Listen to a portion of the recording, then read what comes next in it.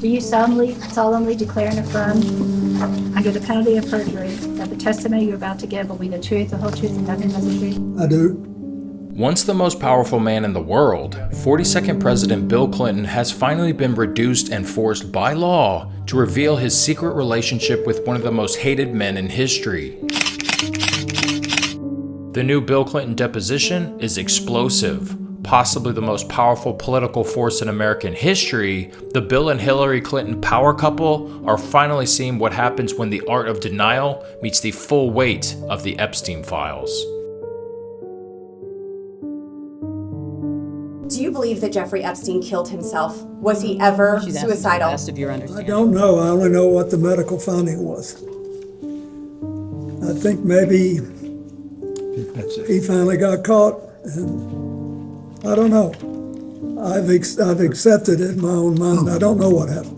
Mr. President, what did you accept? That he killed him? Clinton's name is plastered throughout the files, but to understand his 2026 testimony, we have to look all the way back to the tone that he set over 30 years ago. I did not have sexual relations with that woman, Miss Lewinsky. Indeed, I did have a relationship with Miss Lewinsky that was not appropriate. In fact, it was wrong. But in this newly released deposition, the mask finally slips. These unredacted and leaked deposition clips, as well as this brand new information, will literally change everything that we thought we knew. And stick around, because it gets worse before it gets better. And then it gets worse.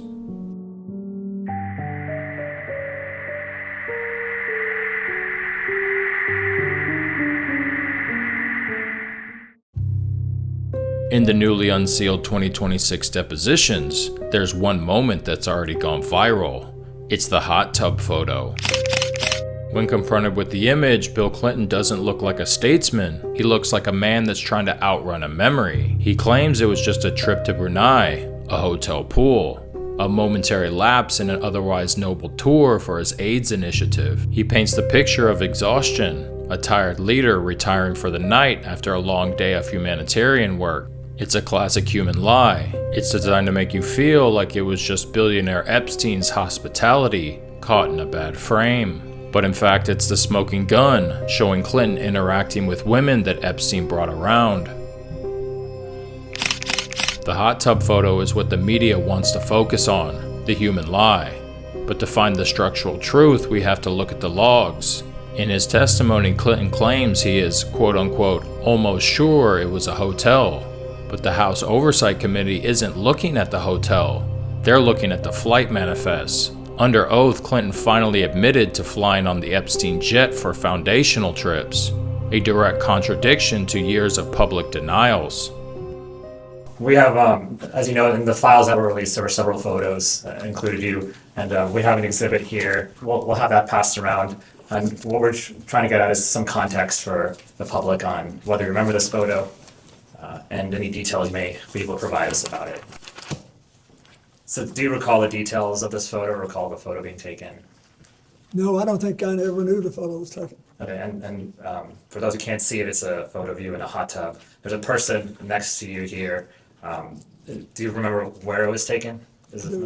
Were there other people in that pool or hot tub with you as well? I don't think there was anybody in the hot tub. I didn't forgotten that there was anybody in the hot tub, but it was big, but it was about. Well, He's asking you in the pool it appears area. this photo, there's a girl over here, or there's someone. Yeah, I don't know who that is. But he's also asking you in the pool area whether other Yes, individuals. I don't know who that is.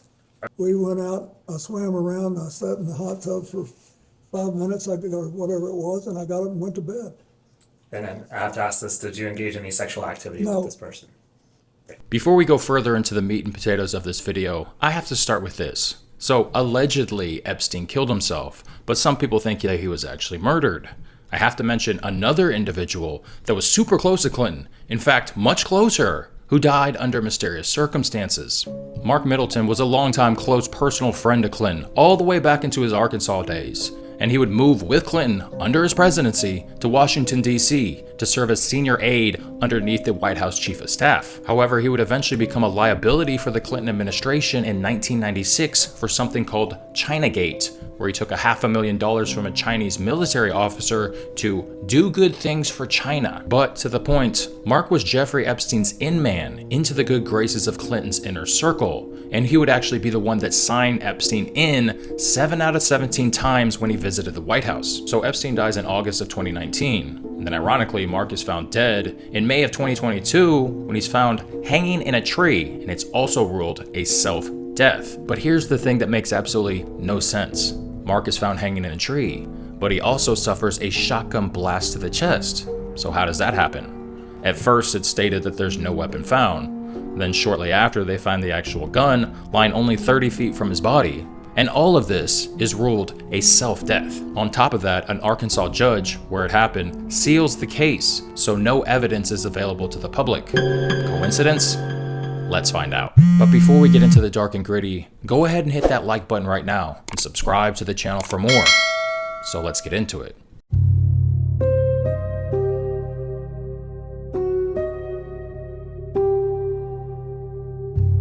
The police report into the death of Mark Middleton, a former special advisor to Bill Clinton, has been released 9 months after his death. Middleton was found hanged from a tree with a gunshot wound to his chest at the Heifer Ranch in Perryville, Arkansas in May 2022. The report rules his death as suicide, but no weapon was found. Middleton signed Jeffrey Epstein into the White House on several of the late pedophile's visits and also flew on Epstein's jet. He was a special assistant to the president in the 1990s. Are you familiar with Mark Middleton?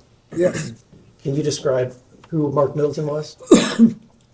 He was a young man from Arkansas who was really ambitious, wanted to go to work in Washington, wanted to have, and he knew Mac McClarty, my chief of staff, who was from Little Rock, and Bruce Lindsay, who was also from Little Rock.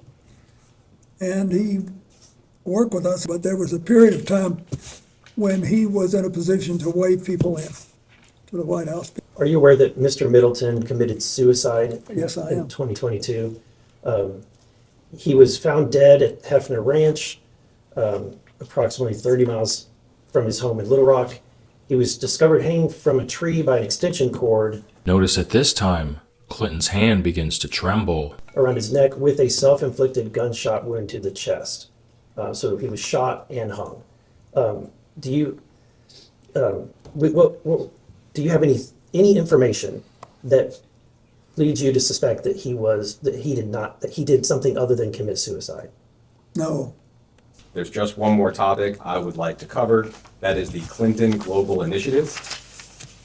In 2007, Mr. Epstein's lawyers claimed that he was part of the original group that conceived the Clinton Global Initiative. Would you agree with that characterization? No.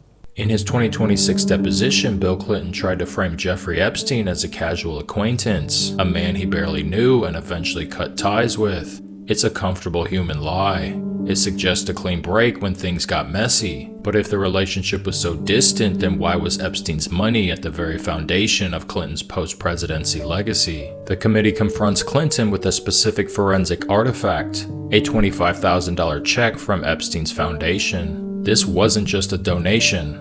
This was seed money for the Clinton Global Initiative. It has been publicly reported that in 2006, Mr. Epstein made a $25,000 donation to the Clinton Foundation. Do you have any specific knowledge or recollection of that donation? No, I saw it, and I saw that it was reported. I don't know. With respect to Ms. Maxwell, and you just touched on it briefly, she told DOJ last July that she was, quote, very central to the startup of the Clinton Global Initiative. Would you agree with that characterization? Epstein's lawyers even claimed he was part of the original group that conceived Clinton's humanitarian foundation. But here's the structural truth of the timeline. In July of 2006, Epstein's foundation cut that $25,000 check. This would serve as a smoking gun, a financial paper trail between Epstein and President Clinton. At that exact moment, Epstein was already under criminal investigation in Florida for sexual abuse of a minor. The casual acquaintance narrative fails under the weight of the data. The Clintons didn't distance themselves when the allegations surfaced. They cashed the check. Was this a donor supporting a cause, or a predator buying a seat at the table of power? For years, the defense has been the same. Clinton's travels on Epstein's private jet, the Lolita Express, was just a tool for good. But it's important to note that the Lolita Express, the name that Epstein gave to his private jet, was based on his favorite book, a book about a middle-aged man that was sexually obsessed with a 12-year-old girl named Lolita. Yet Bill Clinton maintains that these trips were just grueling humanitarian missions. It's a curated persona. The image of a selfless statesman who travels the world with celebrities like Chris Tucker and Kevin Spacey to save lives. This is a telltale sign of a social script being written in real time. In March of 2002, the flight logs show a 5-day odyssey to Belgium, Norway, Russia, and China. Clinton describes these trips as brief and official. But under federal law, a former security team, which he's obviously traveling with, must be documented. Yet on at least 5 international legs of the trip, the manifests are blank where agents' names should be. If these were transparent missions for the public good, then why was the protection detail scrubbed from the paperwork?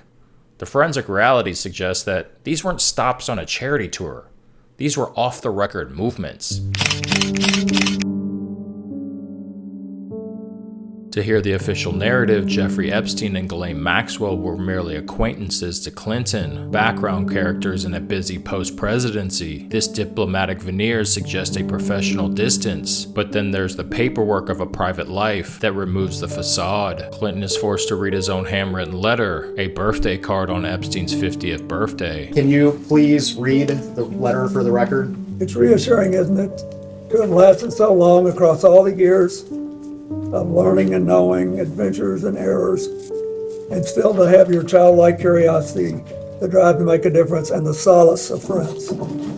Did you typically send birthday wishes to individuals that you didn't consider to be friends, though? He uses the phrase, solace of friends. Clinton's defense is that he's written hundreds of these, but you don't offer solace of friendship to an information-hungry intelligence operative who's just an acquaintance. You offer it to an equal, a confidant. It's been widely reported that in July of 2010, Ms. Maxwell attended your daughter Chelsea's wedding in Rhinebeck, New York. Do you have any specific recollection of interacting with Ms. Maxwell at that wedding? It's also been reported that in 2011, your advisor Doug Band instructed an aide to remove Ms. Maxwell from all attendance-related lists for Clinton-related events. This was reportedly in the wake of Virginia Roberts Giuffre and allegations that she made at the time against many people, including Ms. Maxwell. Do you have any memory or knowledge of Mr. Band's instructions that I just described? I don't.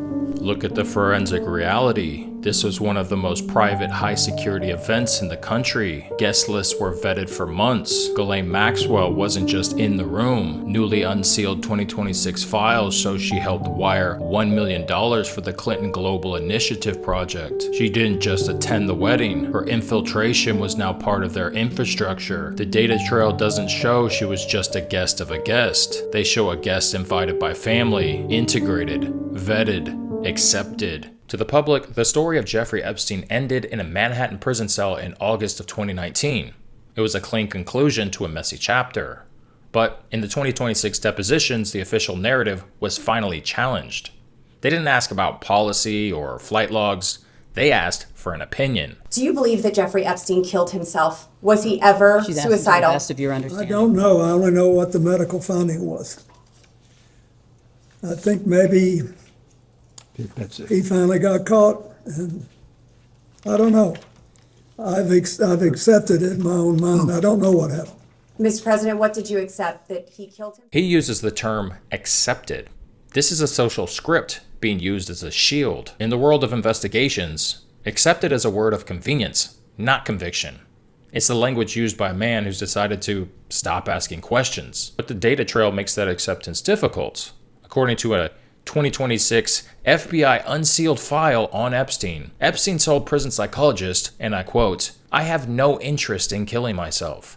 That would be crazy," unquote. Even the medical examiner's own observers were dissatisfied with the conclusion that he killed himself. If the President of the United States claims to not know what happened to his cordial friend, then perhaps he does know what happened to his Arkansas friend who reached a similar fate. Because 3 years after Epstein accepted his fate, Mark Middleton, The man who signed him into the White House 7 out of 17 times was found hung from a tree. In the final forensic report, there's one more human lie. In his final hour of testimony, Clinton's asked about the black files, which allegedly are documents that Epstein kept as insurance. Clinton's response is a classic pattern interrupt. Instead of answering the question that he's actually asked, he gives a response that he knew would catch major headlines. Unrecorded aerial phenomenon, aka UFOs. This was the ultimate distraction, a way to leave the room in a state of reflection.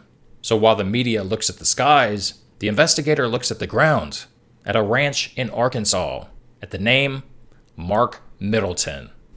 Okay guys, if you've reached this far, then go ahead and do me a favor and hit that like button, and you better subscribe if you've made it all the way down to the end. You better subscribe and go ahead and watch another video, and thanks for watching, honestly. Thank you very much. I couldn't do it without you.